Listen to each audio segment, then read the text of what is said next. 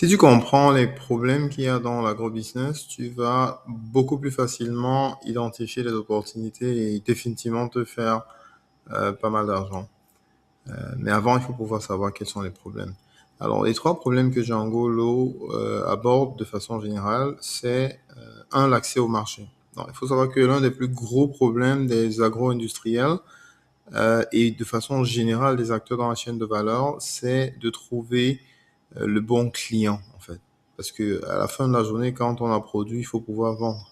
Et ça, c'est le plus gros problème. Et dans la chaîne de valeur, il y a tellement, à chaque maillon, en fait, le challenge, c'est de trouver les clients. Donc, si on prend un vendeur d'intrants, par exemple, vendeur d'engrais, lui, il recherche des producteurs. Parce que ce sont les producteurs qui sont ses clients, qui achètent donc l'engrais.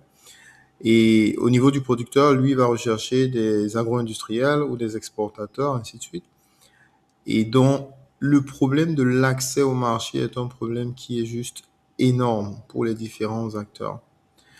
Et le deuxième problème qui est aussi très important, c'est celui du manque d'informations fiables. Parce que au-delà de trouver le client, il faut pouvoir savoir quel est le bon prix. C'est-à-dire que si, pour une raison ou une autre, tu as accès à une dizaine de clients pour acheter ton manioc, par exemple, comment est-ce que tu fais pour définir le bon prix? Comment tu fais pour vendre à un prix qui est le meilleur, en fait? Parce qu'en tant que producteur, ce serait intéressant pour toi de pouvoir vendre ton produit au meilleur prix. Donc, si tu as par exemple produit, le prix de revient de ton poulet, c'est 1500 francs par exemple, et que tu souhaitais vendre à 2000 francs, et pourtant le prix sur le marché, c'est 2500, tu n'auras pas envie de vendre à 2000 juste parce que, ok, tu avais prévu de vendre à 2000. Tu voudrais vendre à 2500 pour maximiser. Parce que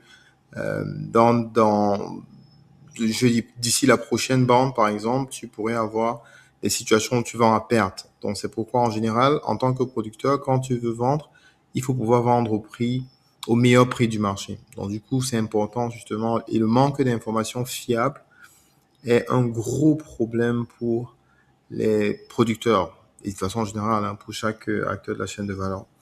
Alors, la troisième chose, le troisième problème que Django essaye d'adresser, c'est celui du manque de structuration et de la professionnalisation. Alors, pour tous ceux qui sont dans la chaîne de valeur, ils savent que l'un des plus gros problèmes qu'on a, c'est la ressource humaine. En général, comment est-ce qu'on travaille? Je veux dire, si tu es producteur, tu veux t'approvisionner, supposons que tu es éleveur de poules, tu es dans l'agriculture et tu veux t'approvisionner en poussins.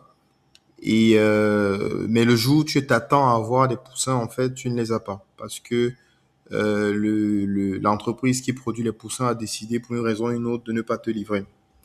Donc, et ça fait partie des problèmes. Il y a aussi des problèmes de structuration en termes d'organisation. Donc, par exemple, tu as fait ta production, tu es producteur depuis peut-être 5 ans, 6 ans, mais tu voudrais avoir du financement. Alors, il y a plusieurs types de financement. Tu peux aller par la banque ou tu peux aller par les privés.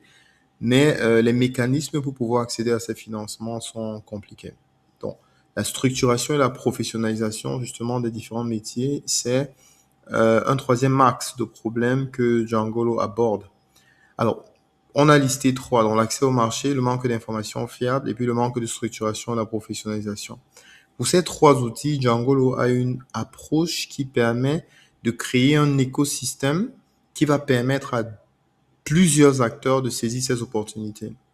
Donc, pour l'accès au marché, Django va créer un écosystème qui va permettre en fait à des personnes comme toi qui souhaitent se lancer dans l'agro-business mais ne savent pas exactement dans quel maillon se tenir. Nous, on crée l'écosystème pour que toi, tu puisses venir créer ton entreprise pour pouvoir offrir des services justement à ces différents acteurs. Alors, dans cette vidéo, je parle principalement des problèmes. Dans les vidéos suivantes, je vais parler un petit peu, je vais développer un peu plus sur l'approche de Django de façon générale, mais surtout sur les solutions que Django propose concrètement et surtout comment toi tu peux prendre euh, une action concrète qui va à la fois te permettre de résoudre les problèmes des acteurs des chaînes de valeur, mais aussi qui va permettre de générer des revenus. Alors, si tu es nouveau sur la chaîne, je t'invite à t'abonner pour ne pas rater les prochaines éditions.